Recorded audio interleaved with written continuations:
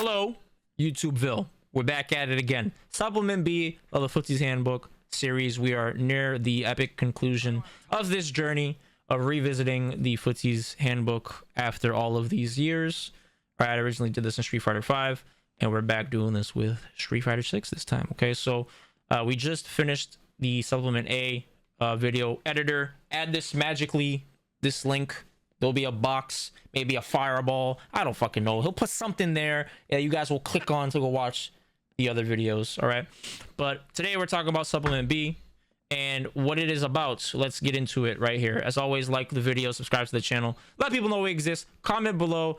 Just say something nice, something sweet. Compliment my nose. It doesn't matter to me. All right. Let's see. After writing so many articles about footsies, it makes sense to write one about avoiding them entirely. How dare you? Sometimes blocking is the best course of action. Running away works too, especially from easily frustrated opponents. Crazy rushdown is another option for bypassing footsies. It's always fun to do and watch, but prepare to have your heart broken sometimes. After reading over 10 chapters on footsies, by now you should have a fairly good idea of what the playing field looks like, where you stand on it, and where to go from here. Well, what if you realize you suck at footsies? Worse yet, what if none of this seems appealing to you? My advice would be to keep at it. Developing solid fundamentals requires practice, effort, and time, guys. Okay, this is, I know it's 2024. You guys are used to having your DoorDash and fast food and microwave and shit just coming to you instantaneously, right? Being able to just go on the internet and doom scroll and entertain yourself, and everything's accessible and here and now. But when it comes to mastery, that's not how that shit works. The laws of progress, you just gotta put in the practice, the effort, and the time, guys. That's ultimately what it comes down to. All right, so don't bother chasing after shortcuts. You'll only end up with more holes. That's facts. That said, you don't necessarily have to play footsies if you don't want to. There are other valid approaches to fighting game success. Of course, it's not as simple as ignoring the matter, because if your opponent knows how to play footsies properly, they'll draw you into it whether you realize it or not. You're bound to get demolished whenever you let that happen. Therefore, you must find ways to actively avoid, escape, or otherwise negate your opponent's ability to hurt you through the offensive methods we've reviewed thus far. It's extremely difficult to manage against seasoned veterans, but then again, it's probably more sensible than trying to beat them at footsies. Good point. The universal solution can be split into two main categories: extreme defense and extreme offense. Both styles are geared towards staying out of mid-range, where skillful footsies are most effective. Additionally, there are countless matchup-specific means of bypassing footsies for various periods to various degrees, but they're too narrow in scope to discuss here. Extreme defense involves a lot of blocking, walking backwards, and outright running away from the first sign of trouble at every safe opportunity. Okay? The goal is to take someone out of their game plan through sheer frustration. This stratagem dumbs down the game enough to level the playing field, thereby reducing the overall effectiveness of ground fundamentals. Simply put, you're trying to avoid footsies by operating well outside that hazardous mid-range zone. So, yeah, if you think about it, right, like, in these day and ages of fighting games, right, there are a lot of things introduced, from focus attack to, you know, crush counter, V-trigger activates, to drive rush, where the options of skipping neutral is a little bit more universal, or it's a little bit easier than in the games of the past, right? Not to say there weren't stupid fucked up characters like Vega and ST, or, you know, Yun and Third Strike and stuff like that, right? But the idea is that the general direction is to include more skill levels into the fan base, right? Obviously. So you'll see that what's really important to get to the higher levels, especially in these games nowadays, is you have to be able to neutralize these extremes. All right, these extremes, whatever the engine tells you. So in, you know, Street Fighter 6, it's drive rush. It's the aggression of bypassing that neutral interaction, right? It's the negative block stun, so it's very hard to kind of like control people. A lot of turns are being taken and dished out and flipped upside down and stuff like that. There's a lot of back and forth going on because of the way this engine is designed. Okay, so for you to become proficient at this game, you would have to be able to understand those interactions. How do you mitigate it? How do I leverage it? You know, when do I accept it? you know, things of that nature. Okay, how do I maybe get out of it if I find myself in this, right? Does my character benefit from it? Do they collapse when they are in these type of situations? Are they not as forceful? You know, those are important questions you gotta ask. So extreme offense entails constant reckless attacking, dashing in, crossing up, and maintaining overall consistent pressure. As above, the goal is to rattle someone enough to lure them into equal or greater recklessness, abandoning their game plan in the process. This is very, very important. This is why it's important to have a strategy, because when you have a strategy, you know when you're not going off of your strategy, which is probably indicative that you are getting tilted. Okay? Tilted. Right? Obviously, this manner of all or nothing gambling is highly inconsistent, but on a good day, it can lead to lucky wins against even the best players. In other words, you're trying to negate footsies by crossing over the mid-range boundary and relentlessly sustaining close combat. Okay. Stage position is important as well. It's critical to keep out of corners at all times when fighting corner pressure specialists like Gal and Sentinel. Against some characters such as Urian and Goken, it's better to stay mid-screen in general because their damage potential is far more reasonable away from those combo empowering walls. Yeah, it's the same thing with like Makoto, right? Like Makoto players in Third Strike, what they would do is they would back up to the corner on purpose, and then they would just try to back throw you, because once you're in the corner, she just goes to town. Here's an example. Is this Kino? Yeah, this is Kino.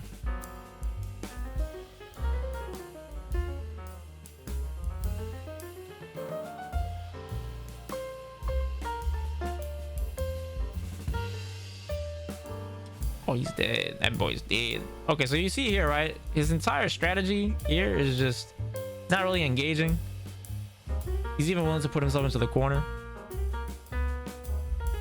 And then once he gets the corner positioning, that's when he's a lot more forward aggressing. See? More of a wall. Okay, so that's an example of that.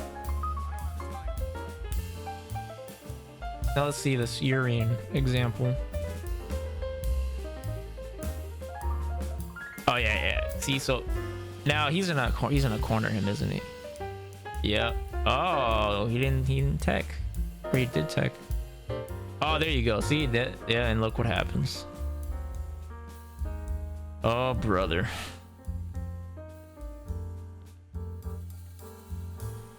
Yikes. So sometimes, like, what's really important is just avoiding situations entirely. Just not even engaging because it's not worth it. It's okay to like have solutions inside of those situations that you apply as like a break in case of emergency so you can get the fuck out, but you don't want to intentionally put yourself in these situations. That was the mistake I used to make a lot, was I was trying to win in situations I had no business being in, because I thought if I ran away from situations, it was a sign of weakness as a player, when it's not necessarily true. It's more so like if you are prepared, then that is a sign of strength for sure. But a greater sign of strength is being realistic about probabilities, right? If I play inside of a situation that favors you, more often than not, I'm gonna lose. It doesn't make sense for me to be in that situation, you know? So it's important, regardless of the character you fight against, that you're able to pinpoint that. If I'm fighting against Zangief, I don't want to be close. So why would I purposely put myself in situations that would make me close, right? With negative frames at that. Okay. Sometimes it's simply wiser to run away and build meter. Oh, isn't that funny? What does this remind you of? Ranchito, you literally just said it, right? Sometimes it's simply wiser to run away and build meter. Look at this. This was February 2010. All right. And look at this, how prevalent this sentence is. Sometimes it's simply wiser to run away and build meter. What is a situation you guys could think of in Street Fighter 6 when you should be running away and building meter?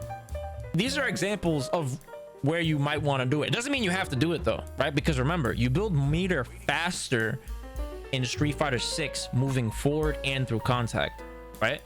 So if you can get contact, then you should do it 100%, right? So you have to gauge it depending on the character.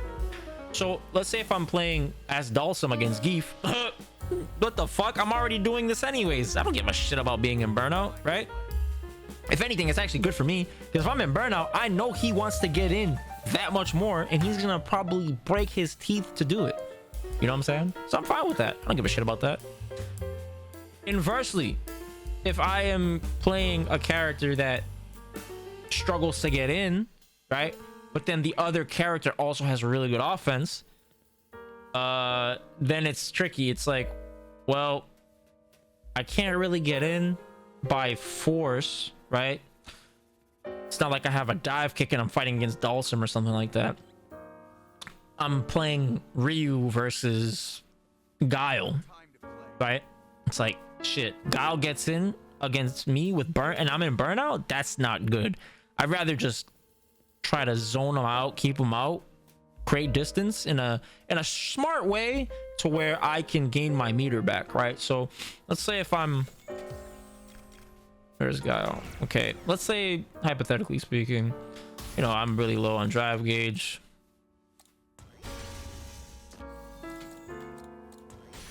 Okay, and as I move backwards, the drive gauge bar is replenishing a lot slower. Okay, so this is something that's really, really important to pay attention to. Okay, if I move forward, look how much faster it grows versus if I move backwards,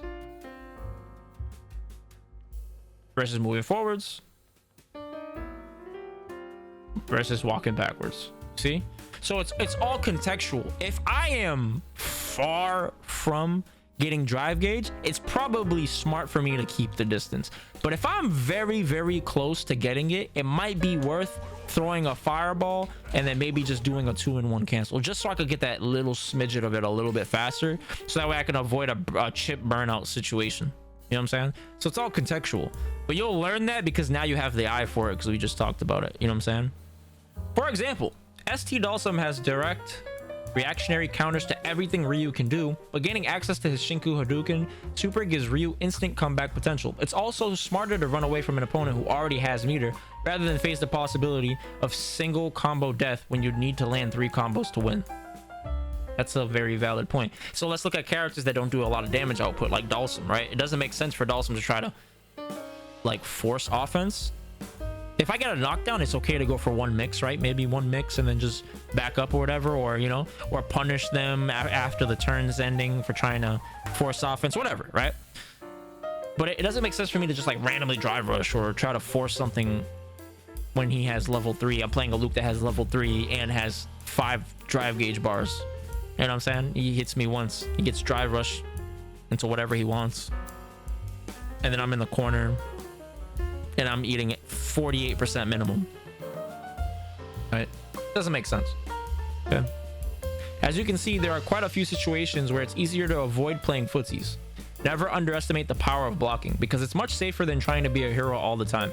Calmly do whatever it takes to win tournaments. However, in training, I wouldn't pass up the opportunity to practice footsies against better players, because you'll probably learn more from an intense loss than a mindless win. That is true. You have to be deliberate about your experiences. I know people want to get shiny ranks and get to master or get legend and blah, blah, blah, blah. But what's the most important thing, honestly, is to operate within your circle of direct control, right? Which would be your attitude, the things that you're trying to improve upon. Those are things you can always invest your energy into, right? And get something in return. But trying to win is kind of like a dead end road, right? Because you're just going to get frustrated. You're going to get frustrated, and then you're like, it's going to just cause you to get burnt out, no pun intended, and frustrated on your journey. And this is one of the easiest ways for you to maintain like that youthful jubilance, you know, that's required to be like a master of things. You know, you have to have some form of enthusiasm, okay? Otherwise you just don't enjoy it, and then you cap your potential. That concludes supplement B of the Footsies Handbook. As always, I appreciate you guys tuning in. Like the video, comment below, let me know what you think. How do you feel after watching this? Do you think your footsies are ready to get taken to the next level? If so, come join me on the Twitch stream sometime, guys. Twitch.tv/Zaferino1. You know what I'm saying? Check me out over there. Come through, come vibe with us over there and on our Discord. We'll take care of you. You know what I'm saying? We're the best community this side of the Twitch sun, and we will gladly welcome you with open arms. As always, take care, peace, and love. I'll catch you guys.